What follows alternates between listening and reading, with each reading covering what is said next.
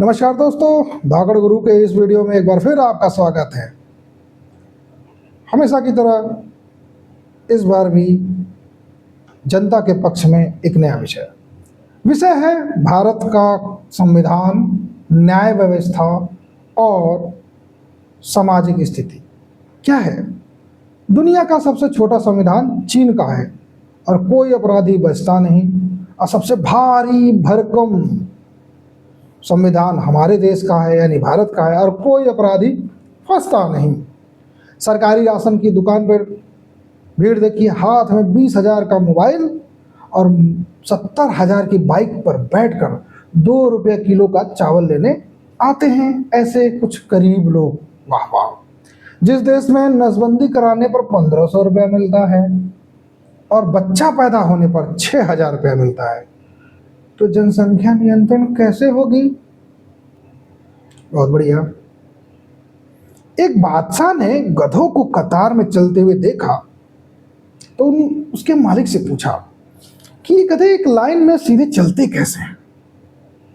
तो धोबी ने जवाब दिया कि जो लाइन काटता है मैं उसे सजा देता हूं, बस वे सीधे चलते हैं। बहुत अच्छी बात है।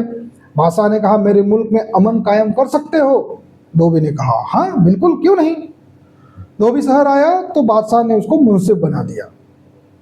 फिर एक चोर का मुकदमा आया उसके सामने। धोबी ने कहा कि चोर का हाथ काट दो। जल्लाद ने वजीर की तरफ देखा, धोबी के कान में बोला, ये वजीर का खास आदमी है। बहुत बढ़िया।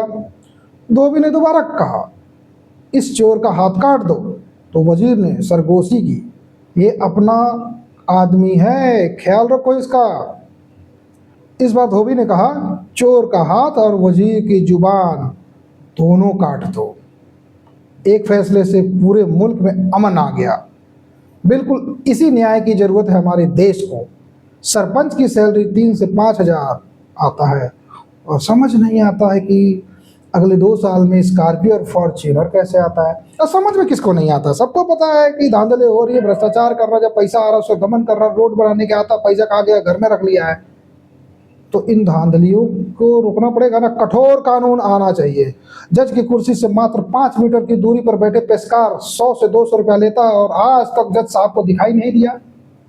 इन परिस्थितियों के लिए कठोर कानून आना जरूरी है। मिलते हैं एक नए वीडियो में। नमस्कार।